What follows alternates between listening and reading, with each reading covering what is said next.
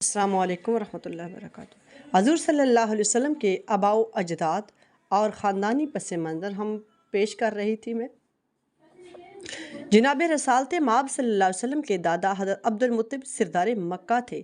آپ بڑی خوبیوں اور اوصاف کے مالک تھے۔ عبد المطلب نظر کے پورا کرنے کی تاکید فرماتے، بہن، پھوپھی، خالہ وغیرہ سے نکاح کرنے کو منع فرماتے، شراب اور زنا سے لوگوں کو روکتے، اپنی بچیوں کو زندہ درگور کرنے والوں کو سمجھاتے، چوروں کے ہاتھ کٹنے کا حکم دیتے، بیت اللہ کا ننگے طواف کرنے کے ساتھ سختی سے پیش آتے، دوسروں کے ساتھ ظلم زیادتی کرنے والوں کے ساتھ سختی سے پیش آتے، ہمیشہ نیکی کی تلقین فرماتے۔ صرف دوسروں کو ہی نہیں تلقین فرماتے تھے، خود بھی ان تمام باتوں پر عمل کرتے۔ اللہ تعالیٰ سچے خوابوں کے ذریعے ان کی رہنمائی فرماتے۔ رمضان المبارک کا مہینہ آتا تو سخاوت اور مہمان نوازی کے ریکارڈ توڑ دیتے۔ غار ہیرا میں سب سے پہلے آپ نے خلوت اختیار کی۔ اس غار کو یہ فضیلت حاصل ہوئی کہ آپ کے پوتے محمد رسول اللہ صلی اللہ علیہ وسلم نے اسی غار کو خلوت صحرائی کے لیے چن لیا، اور اسی میں اللہ رب العالمین کی کبریائی، بزرگی، مدح اور ثنا بیان کرتے رہے۔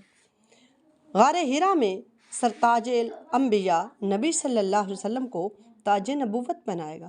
پہلی وحی کے نزول کا شرف بھی اسی غار کے حاصل ہوا۔ ابتدائی وحی مقدسہ سے غار ہیرا جگمگا اٹھا۔ حضور صلی اللہ علیہ وسلم اپنی نبوت و رسالت کا پیش بہاں خزانہ تحفہ خداوندی جب لے کر غار ہیرا سے اتر کر ہیرا سے سوئے قوم آیا، اور ایک نسخہ کیمیا ساتھ لایا۔ وہ بجلی کا کڑکا تھا یا صوت ہادی، عرب کی زمیں جس نے ساری ہلا دی۔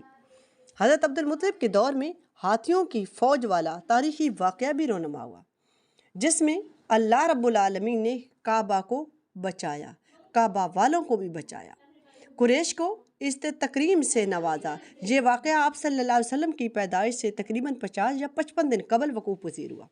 پردہ غیب سے ابرہہ کو شکست اور قریش کی غائبانہ مدد دراصل حضور پر نور محمد رسول اللہ صلی اللہ علیہ وسلم کی ولادت کی برکت اور کرامت کا نتیجہ تھی۔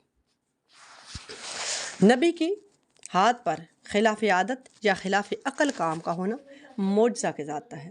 وہ چیزیں جو نبی کی ولادت سے قبل رونما ہو اور خلاف عقل بھی ہو، یعنی جنہیں ہماری عقل تسلیم نہ کرتی ہو، اور عربی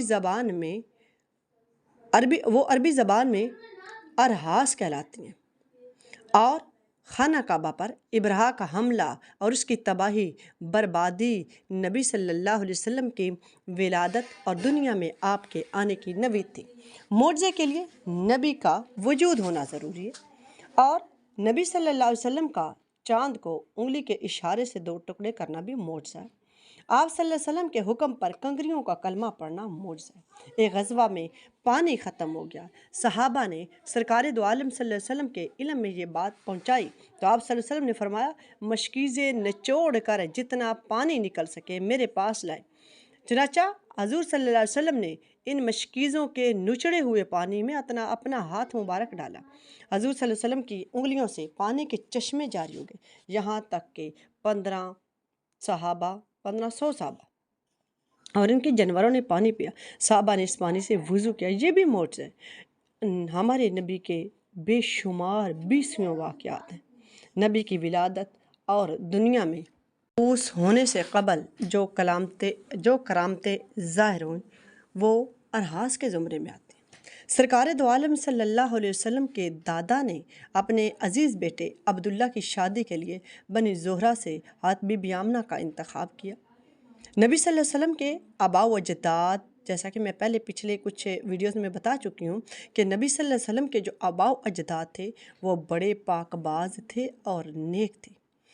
قتال نے جو عالمہ تھی، حضرت عبداللہ کی پیشانی سے نور نبوت دے کر آپ کو دعوت گناہ دی تاکہ نور نبوت اس سے منتقل ہو جائے، لیکن حضرت عبداللہ نے نیک فطرت ہونے کی بنا پر صاف جواب دے دیا۔ اور ایک دوسری روایت کے مطابق حضرت عبداللہ جب نکاح کے لیے جا رہے تھے تو ایک یہودی عورت فاطمہ نے جو تورات و انجیل سے بخوبی واقف تھی، اس نے بھی آپ کی پیشانی سے نور نبوت دیکھ کر آپ کو بلایا اور 100 اونٹ دینے کی پیشکش کی تاکہ نور نبوت کو اپنی طرف منتقل کر سکے۔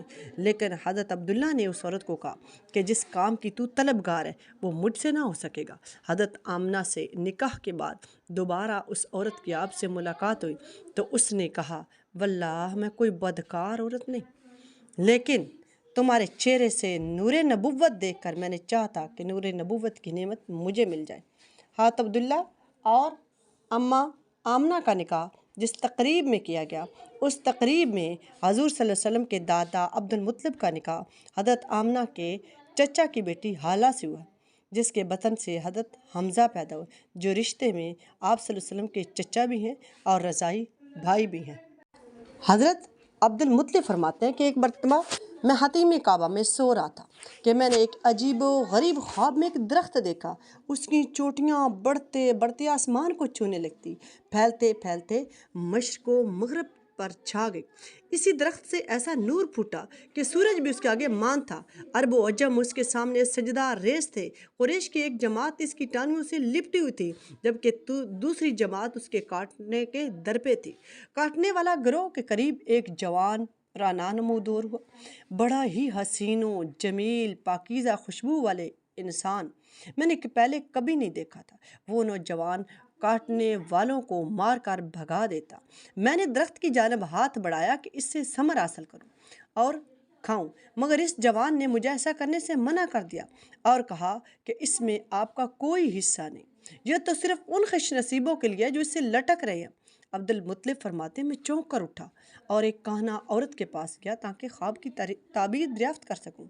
کاہنہ عورت گہری سوچ میں ڈوب گئی، اس کے چہرے کا رنگ بار بار بدل رہا تھا۔